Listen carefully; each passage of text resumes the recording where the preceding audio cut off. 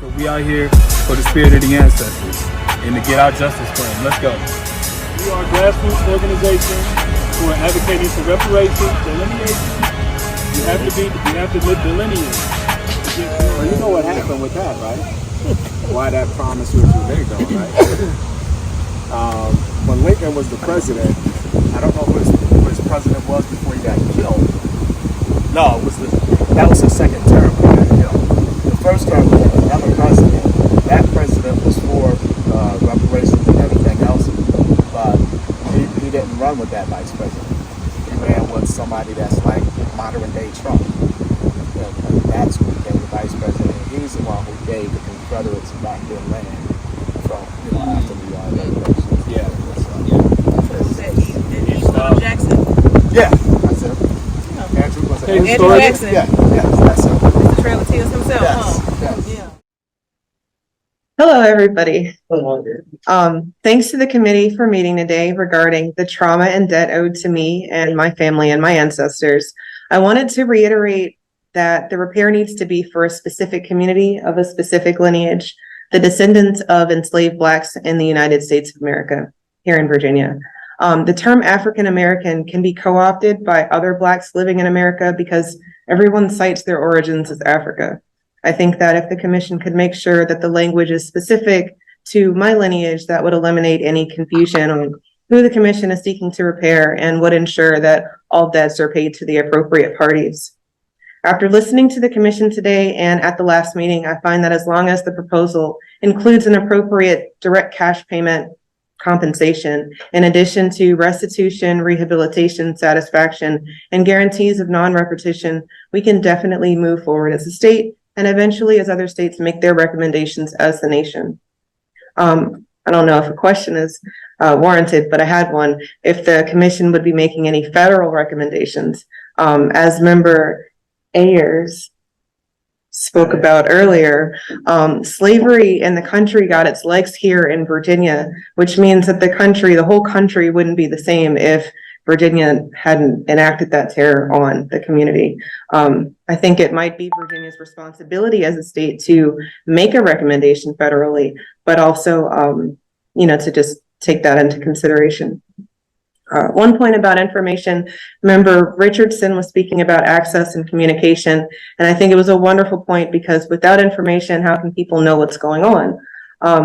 If the commission could take care to post information in multiple areas, and possibly in advance, like more than the week of, then people will know what's going on and can make a better attempt at being here. What's your name? Kareem. It was like, Kareem, we're going to cut the check for you and your family because of all the atrocities, and we're going to give you 40 acres in the middle of nowhere and a mule.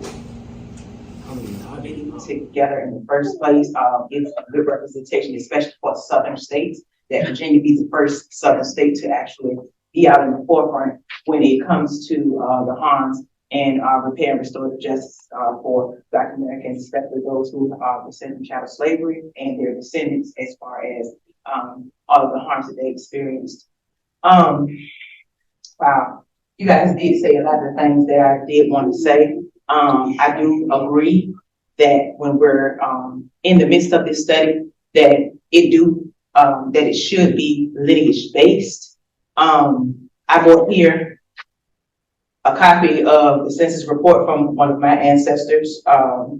My family on my mother's side, I've already traced my lineage back to about 1622 on my mother's side. They're coming out of Nancy County, which is now Suffolk, Virginia, and I have others who are coming out of Norfolk County, which is now Portsmouth, Virginia, and New Kent, Virginia as well. I believe that the repair should definitely be lineage based, starting with those who are able to trace their lineage back to the 1870, 1880 census. I have bought a copy of the 1870 census, and I highlighted my fourth and my fourth great grandmother and great grandfather on this census report. Something that I wanted to express, I do agree with you all that in favor of cash payment reparations. I also agree that we're always, like you said, micromanaged as far as what we're going to do. I didn't hear any of that type of pushback to any of the Japanese Americans who received 11 million. in repair for internment camps. I didn't hear any of that for the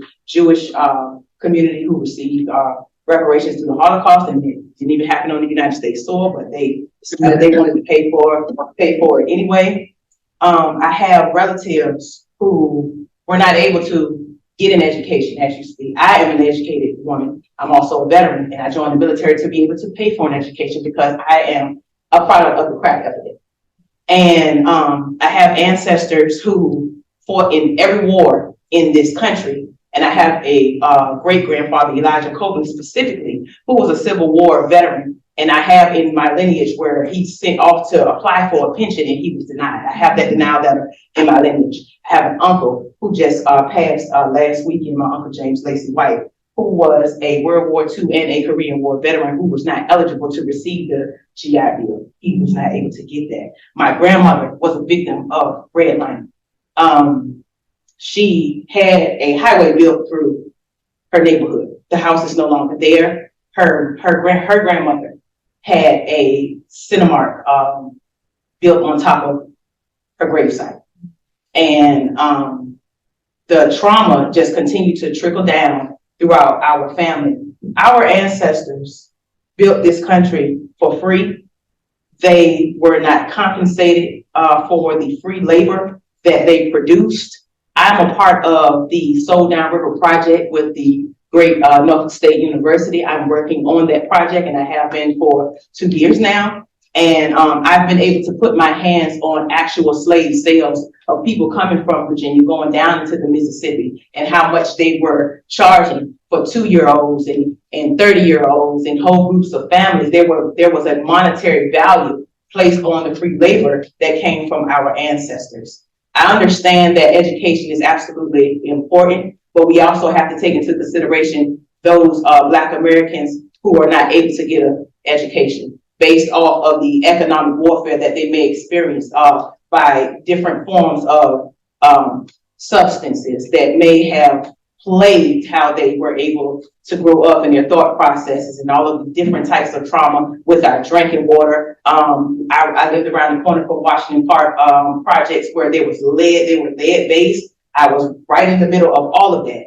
So I do think that cash payment reparations is definitely a form of compensation if we can do it for everybody else, and then we can provide tangibles for other ethnic groups who just, come here off of a plane or off of a boat, and they're able to come into our communities and open gas stations and different businesses and profit off of the poverty that we already have. I feel like there should be some form of cash payment for us to have the debt repaid from our ancestors as well, because an education is great, but I do know some people who are educated and homeless. I do know people who have master's degrees that work at McDonald's and Walmart and stuff like that. So the debt should have a monetary value on it because the labor definitely made the United States of America, specifically the state of Virginia, one of the most wealthiest places in the world. So thank you guys. That is a point. Absolutely. That's what they do. I found it out when my wife was working for the VA. Okay, yeah. Yeah.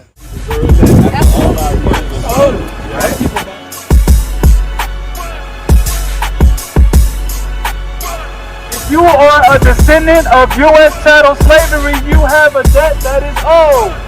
That is reparations. Can't see everybody. Nice to meet you, sir. Thank you.